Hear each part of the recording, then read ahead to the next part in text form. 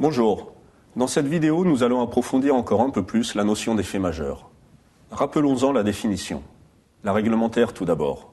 L'effet majeur est un résultat à obtenir sur les protagonistes ou le terrain, en un lieu donné, à un moment donné, pendant un temps donné. La réalisation de cet effet conditionne le succès de la mission. Celle que le général Yakovlev donne dans son livre Tactique théorique. L'effet majeur conceptualise la façon dont le chef entend saisir l'initiative. Muni de ces deux définitions, la question de son élaboration demeure. Comment bâtir correctement son effet majeur ? Comme nous l'avons dit précédemment, il n'y a ni méthode miracle, ni processus clair et univoque pour le trouver. Nous sommes en plein dans la partie artistique de la guerre, où l'expérience, le savoir-faire, l'éclair du martin pêcheur qui traverse un étang, comme le dit Lawrence d'Arabie, prime. Ceci dit, et quand bien même notre expérience est inexistante, ce qui est le cas de chacun lorsqu'il débute, 5 éléments nous guident pour le formaliser. L'état final recherché, tout d'abord, qui découle de la question « pourquoi » de l'analyse. La mission à accomplir et une première approche de ses modalités d'exécution. C'est la réponse à la question « quoi ?»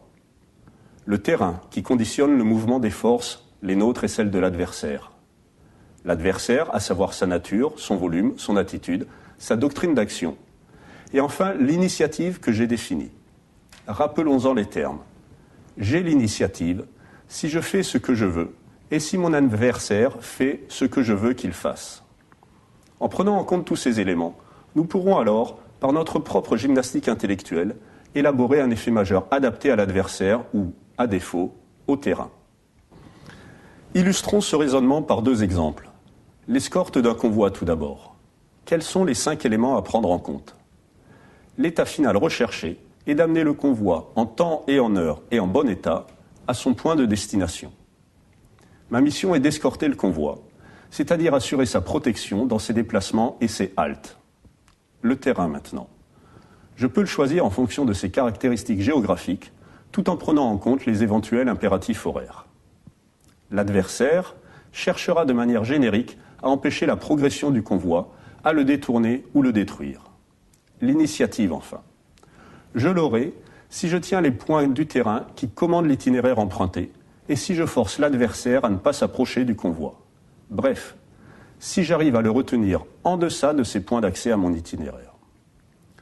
Nous voyons dans ce cas précis que, pour obtenir l'initiative, qui se manifestera par la tenue de l'adversaire à l'écart du point clé du terrain commandant l'itinéraire emprunté, il me faudra le devancer sur ces points clés. Mon effet majeur sera donc de devancer l'adversaire sur les points clés du terrain, points que j'aurai préalablement définis. Prenons un autre exemple issu du monde civil cette fois. Je suis un haut responsable d'une société de forage pétrolier, dont l'important parc de plateformes est réparti dans plusieurs mers et océans du monde. Je viens d'être prévenu qu'il y a eu un accident, vraisemblablement dû au mauvais entretien d'une pièce sur l'une des plateformes de ma société, située en haute mer dans un champ pétrolifère qui s'annonce prometteur. Il y a des victimes encore en nombre indéterminé et une marée noire menace. En prenant en compte l'histoire des catastrophes ayant eu lieu sur des plateformes pétrolières, je dois déterminer l'effet majeur afin de préparer l'action de mon entreprise dans les heures et jours à venir. L'état final recherché est triple. La prise en compte des victimes, la remise en état de marche de la plateforme et la préservation de la réputation de l'entreprise. La mission est de sécuriser la plateforme pour que les secours puissent y œuvrer en toute quiétude, puis que les opérations de réparation y aient lieu, l'appui de la communication s'avérant indispensable. L'adversaire est multiple. La presse tout d'abord, qui cherchera à transmettre l'information au plus vite, sans prendre en compte le rythme de ma manœuvre. Les associations écologistes de préservation de la faune et de la flore sauvage, tous ceux qui vivent de la mer et seront impactés par la marée noire, les pays riverains qui seront eux aussi touchés par la marée noire. Le terrain est vaste et hétérogène. La plateforme où a eu lieu l'accident, les eaux et les côtes touchées par la marée noire.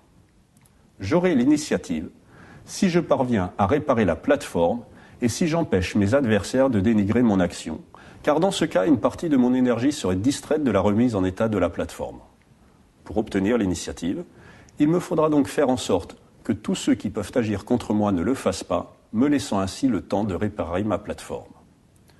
Mon effet majeur ne sera donc pas de les dissuader de me dénigrer, car ce serait payant à court terme, mais désastreux à long terme pour l'image de mon entreprise, mais bien de convaincre du bien fondé et de l'efficacité des mesures prises. Vous avez maintenant les pistes utiles pour élaborer votre effet majeur. Il ne vous reste plus qu'à les mettre en œuvre. Bon courage.